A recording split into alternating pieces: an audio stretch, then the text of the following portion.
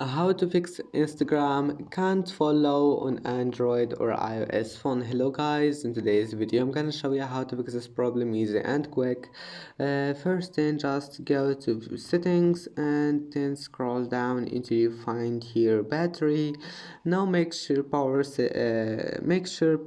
mode is enabled, and that's it. Then just go back and go to battery, and go to storage.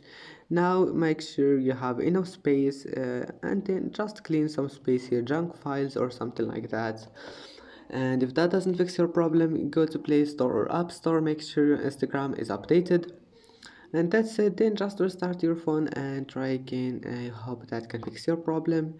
Please don't forget to like and don't forget to subscribe.